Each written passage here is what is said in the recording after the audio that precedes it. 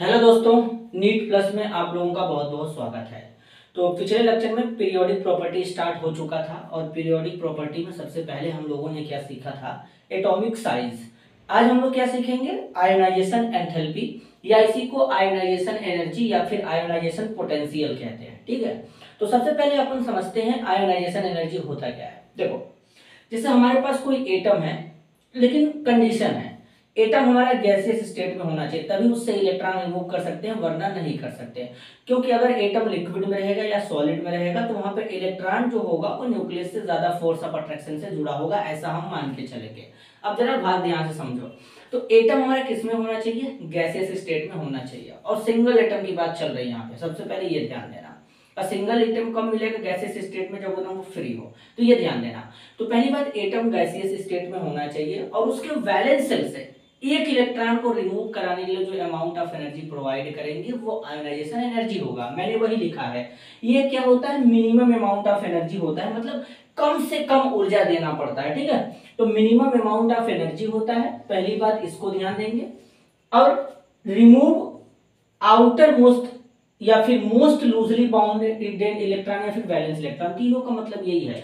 जो valence shell के electron होते हैं वो न्यूक्लियस के साथ बहुत ही कम अट्रैक्शन के साथ में जुड़े होते हैं, तो उसी को मोस्ट लूजली बाउंड इलेक्ट्रॉन या फिर वैलेंस इलेक्ट्रॉन या फिर आउटर मोस्ट इलेक्ट्रॉन कहते हैं। वैलेंस इलेक्ट्रॉन का मतलब होता है जो सबसे लास्ट वाले शेल में प्रेजेंट होते हैं। तो मैंने वही लिखा है, it is the minimum amount of energy required to remove the outermost electron from an isolated gaseous atom. Isolated का मतलब होता है उथल पुथल, मतलब एटम कैसा होना चाहिए, एकदम गैसियस स्टेट में होना चाहिए। ठीक है, तो उस केस में जब इलेक्ट्रॉन को रिमूव करेंगे तो इसे आयनाइजेशन एनर्जी या फिर एंथैल्पी बोलेंगे।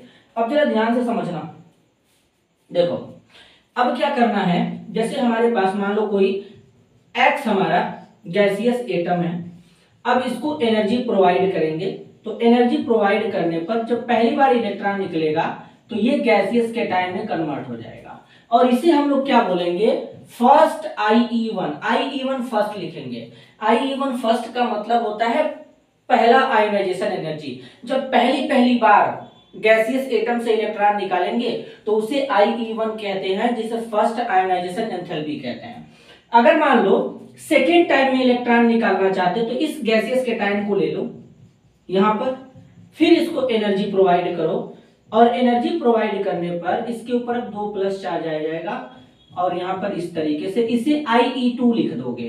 IE2 का मतलब सेकेंड आयोनाइजेशन एनर्जी।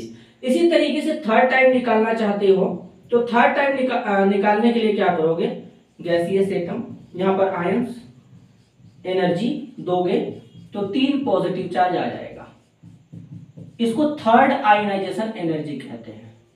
अब बात को जरा ध्यान से समझना, गौर करना। पहली बार इलेक्ट्रॉन निकाले तो आसानी से निकल गया, लेकिन सेकेंड टाइम में जब इलेक्ट्रॉन निकालने जाओगे इस कैटायन में से तो इस केस में क्या होता है, उसका साइज थोड़ा छोटा हो जाता है। अब साइज छोटा होने का मतलब न्यूक्लियस का अट्रैक्शन और ज्यादा बढ़ जाएगा, तो उस केस में इलेक्ट्रॉन निकलना थोड़ा मुश्किल होता है। तो सेकेंड बार जब इलेक्ट्रॉन निकालते हैं तो वहां पर एनर्जी और ज्यादा देना पड़ता है। सेम यही कहानी तीसरी बार चलता है। तीसरी बार में तो भाई साहब और ज्यादा साइज छोटा रहता है, इलेक्ट्रॉन निकालने के लिए बहुत ज्यादा एनर्जी देना पड़ता है। तो यानी सबसे ज्यादा आयोनाइजेशन एनर्जी होता है third ionization energy. Third ionization energy हमेशा सेकेंड से ज्यादा होता है और सेकेंड आयोनाइजेशन एनर्जी हमेशा फर्स्ट से ज्यादा होता है। तो ये इंक्रीजिंग ऑर्डर बनेगा एनर्जी का, तो ये ध्यान देना, थर्ड आयोनाइजेशन एनर्जी हमेशा सेकेंड से और सेकेंड आयोनाइजेशन एनर्जी हमेशा फर्स्ट से ज्यादा होता है। अब रही बात इसको किस में मेजर करते हैं, तो इसका मात्रक क्या होता है, तो इसका जो यूनिट होता है बेटा वो किलो जूल पर मोल होता है, ये इसका यूनिट होता है, इसमें हम लोग मेजर करते हैं। तो मेरे हिसाब से तुम लोगों को समझ में आ चुका होगा कि आयोनाइजेशन एनर्जी का फंडा क्या होता है। एक्चुअल में अगर देखा जाए, हालांकि हम लोग इसका एप्लीकेशन नॉन मेटल पर भी पढ़ते हैं, लेकिन एक्चुअल में अगर इसका एप्लीकेशन देखा जाए ना तो मेटल के लिए भाई साहब, क्यों, मेटल ही इलेक्ट्रॉन निकालते हैं, इस बात को ध्यान देना। इलेक्ट्रॉन निकालने का काम कौन करता है, मेटल करना है। तो एक्चुअल में अगर सही तरीके से अगर समझें इसका एप्लीकेशन कहां पे होगा तो मेटल के केस में होगा। आयोनाइजेशन एनर्जी, लेकिन हम लोग इसका एप्लीकेशन नॉन मेटल के ऊपर भी पढ़ लेते हैं, इससे कोई भी समस्या वाली बात नहीं है। तो मेरे हिसाब से ये तुम लोगों को क्लियर हो चुका होगा कि आयोनाइजेशन एनर्जी क्या होता है। थर्ड आयोनाइजेशन एनर्जी हमेशा फर्स्ट से सेकंड से ज्यादा होगा, मतलब थर्ड आयोनाइजेशन एनर्जी सेकंड से ज्यादा होगा, सेकंड आयोनाइजेशन एनर्जी फर्स्ट से ज्यादा होगा। पहली बार इलेक्ट्रॉन निकालोगे आसानी से निकल जाएगा, दूसरी बार में क्या होगा, साइज थोड़ा छोटा हो जाएगा, फिर इलेक्ट्रॉन निकालोगे और ज्यादा एनर्जी पड़ेगा, तीसरी बार निकालोगे और ज्यादा, चौथी बार तो निकालना ही मुश्किल, इसलिए थर्ड आयोनाइजेशन एनर्जी तक चलते हैं। IE1 first, IE2 second, IE2 IE3, तो ये यहाँ पे कहानी चलता है। क्लियर है? चलो आगे चलते हैं। तो जरा इसमें इसका स्क्रीनशॉट ले लो, पहले ले लो, चलो ले लिया, आगे चलते हैं। अब जरा ध्यान से समझेंगे, सबसे पहले इसको इरेज करते हैं।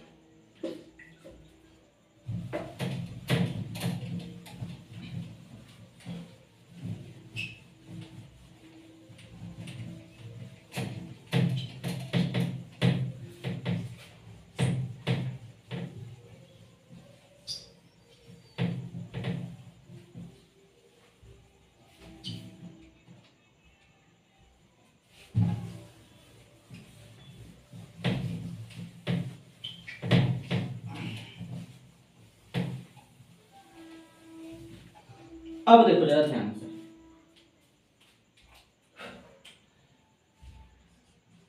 Variation in group and period.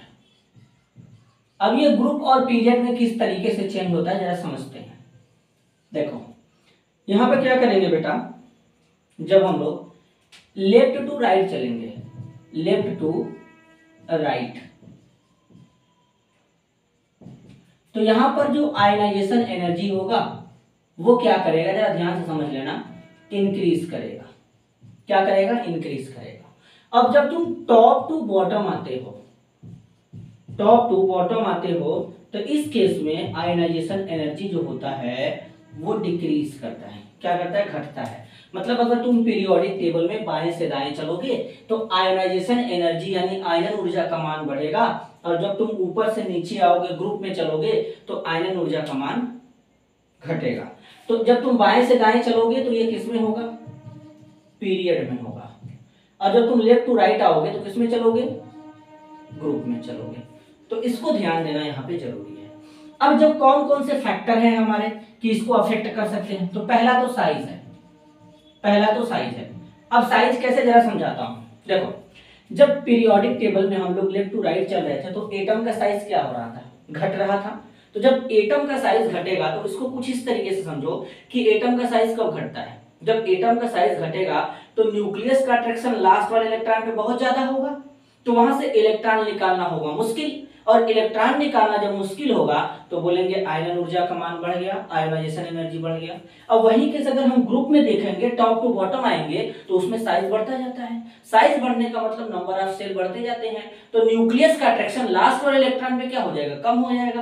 तो इलेक्ट्रॉन निकालना आसान हो जाएगा, मतलब थोड़ा सा एनर्जी देंगे इलेक्ट्रॉन आसानी से निकल जाएगा, तो वहां पे आयनन ऊर्जा का मान कम हो जाएगा। तो अगर कहीं से इलेक्ट्रॉन निकालने के लिए अगर एनर्जी हमको बहुत ज्यादा देनी पड़ रही है तो आयनन ऊर्जा का मान ज्यादा होगा, और अगर इलेक्ट्रॉन निकालने के लिए एनर्जी हमको अगर कम देना पड़ रहा है तो आयनन ऊर्जा का मान कम हो जाएगा। तो जो कि ग्रुप में जब ऊपर से नीचे चलते हैं तो एटम का साइज बढ़ता है, यानी न्यूक्लियस का अट्रैक्शन लास्ट वाले इलेक्ट्रॉन पे, वैलेंस शेल के इलेक्ट्रॉन पे कम होता है, जिससे इलेक्ट्रॉन निकालना आसान होता है। तो उस केस में आयनन ऊर्जा का मान कम हो जाता है।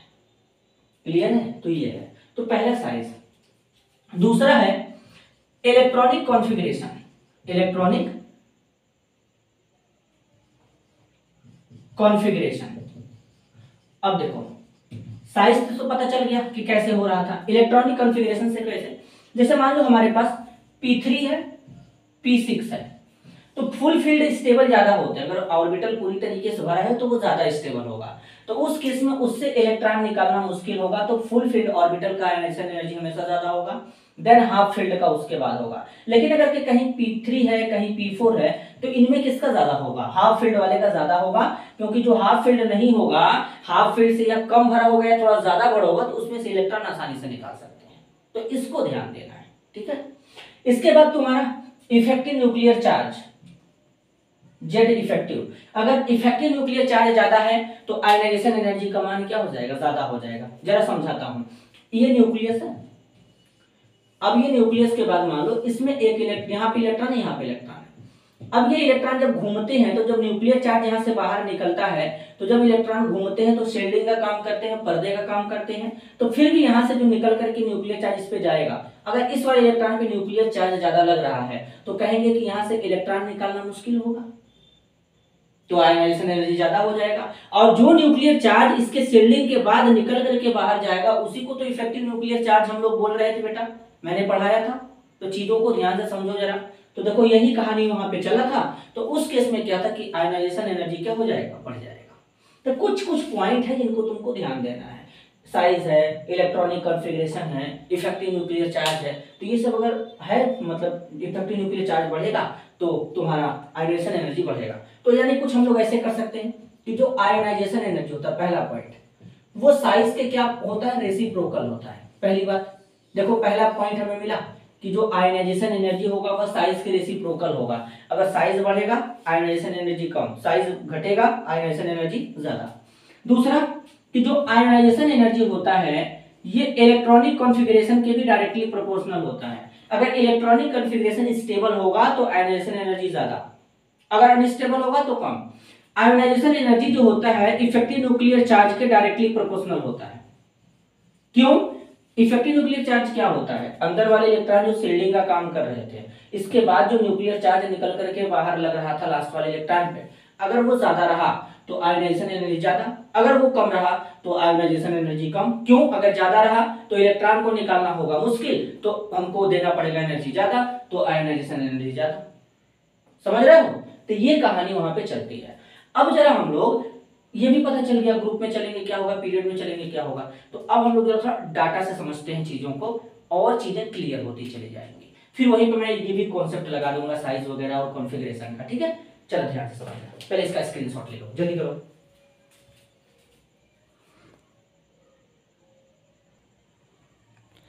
चलो उम्मीद है स्क्रीनशॉट ले चुके होगे तुम लोग। ठीक है, अब जरा ध्यान से समझना।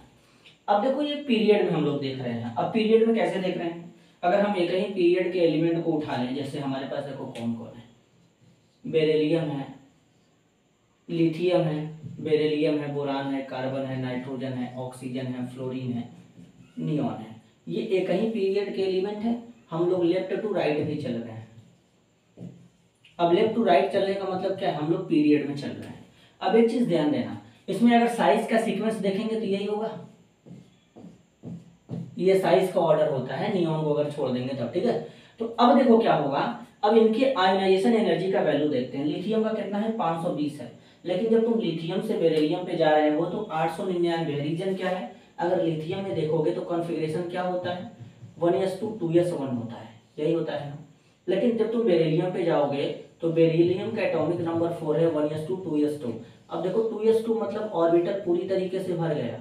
जब ऑर्बिटल पूरी तरीके से भर गया तो हम बोलेंगे ये कॉन्फ़िगरेशन कैसा है, स्टेबल है। देखो मैंने डाटा तो दे दिया है, डाटा से बता रहा हूं, लेकिन इसके पीछे मैं रीजन भी बताते जा रहा हूं कि क्यों ज्यादा है।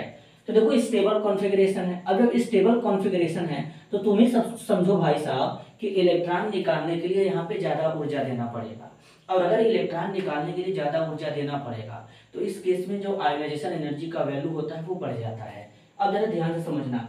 अब जैसे तुम बेरिलियम से बोरान पे चलो तो देखो लिथियम से बेरिलियम तक बढ़ा लेकिन बोरान का कम हो गया, जबकि बोरान का साइज देखो बेरिलियम से कम है लेकिन फिर भी यहाँ पे क्या हो गया, कम हो गया।